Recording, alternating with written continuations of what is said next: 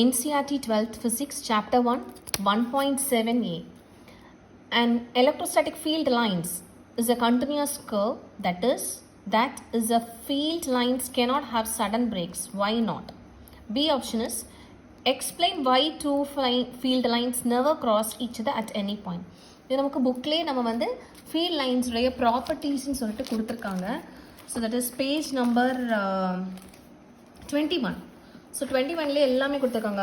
Positive field லைன்ஸாக இருந்துச்சுன்னா positive charges வந்து நெகட்டிவ் சார்ஜஸ் எப்படி இருக்கும், start from infinity or this எல்லாமே இப்படி கொடுத்துருக்காங்க. அண்ட் செகண்ட் பாயிண்ட் கொடுத்துருக்காங்க பாருங்கள், in a charge free region electric field lines can be taken continuous curve without any பிரேக்ஸே இருக்காது. அதாவது நமக்கு ஃபீல்ட் லைன்ஸ் அப்படின்னு இருக்குன்னா பாசிட்டிவ் சார்ஜஸ் வந்து எப்படி இருக்கும், பாசிட்டிவ் சார்ஜஸ்க்கு ஃபீல்ட் இஸ் அவுட்வர்ட்ஸ், வெளியில் தான் இருக்கும். இது வந்து கண்டினியூஸாக தான் இருக்கும், இப்படி இப்படி இப்படி பிரேக்ஸ் எடுத்துக்காது. ஸோ அதுதான் ஏன்னு கேட்குறாங்க. ஸோ அதுக்கான ரீசன் தான் என்னென்னா, when a charge is placed in an electric field, ஒரு ஃபீல்டில் வச்சுருக்கோம் அப்படின்னாலே அதுக்கு கண்டிப்பாக ஒரு கண்டினியூஸ் ஃபோர்ஸஸ் இருக்கும். ஸோ கண்டினியூஸ் ஃபோர்ஸ்ன்னு இருக்கும்போது நமக்கு ஃபீல்ட் லைன்ஸும் கண்டிப்பாக கண்டினியூஸாக தான் இருக்கும். இப்போ ஃபோர்ஸே இல்லை அப்படின்னு சொல்லும்போது கூட ஸ்டாப் ஆகிக்கும்.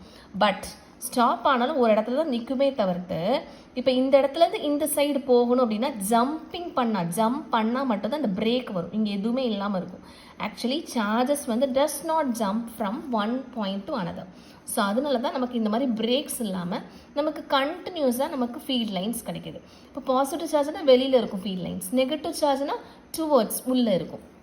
ஸோ இதான் அதோட எக்ஸ்ப்ளனேஷன். அண்ட் பி ஆப்ஷன் என்ன கேட்டிருக்காங்க, explain why two field lines never cross each other. So இது ஆல்ரெடி புக்கில் இருக்கக்கூடிய எக்ஸ்ப்ளனேஷன் தான். So third point, two field lines never cross each other. If they did, the field at the point of intersection will not have a unit direction, which is absurd. அதாவது நமக்கு ரெண்டு field lines இப்போ வந்து ஒன்று வந்து இப்படி positive இருக்குது, இன்னொன்று நெகட்டிவ் போகுது. இப்போ ரெண்டுமே கிராஸ் ஆகுது அப்படின்னா இந்த இடத்துல மீட் ஆகுது, ஃபீல்ட் ஆஃப் இன்டர்செக்ஷன் சொல்லுவாங்க. இங்கே இன்டர்செக்ஷன் ஆகிடுச்சு. இப்போ இது இங்கே போகுது, இது இங்கே போகுதுன்னா எந்த டைரக்ஷன் போகணும் அப்படிங்கிற ஒரு கன்ஃபியூஷனே இருக்கும், விச் இஸ் இம்பாசிபிள். ஸோ கண்டிப்பாக ரெண்டு டைரக்ஷன் எடுத்துக்காது, ஏதாவது ஒரு டைரக்ஷன், அதாவது யூனிக் டைரக்ஷன். ஸோ அதான் எப்படி சொல்லியிருக்காங்க, if crosses each other point of intersection will not have a unique direction. ஒரு டைரக்ஷனில் மட்டும்தான் நமக்கு ஃபீல்ட் லைன்ஸ் இருக்கணும், ரெண்டு டைரக்ஷனில் இருக்காது.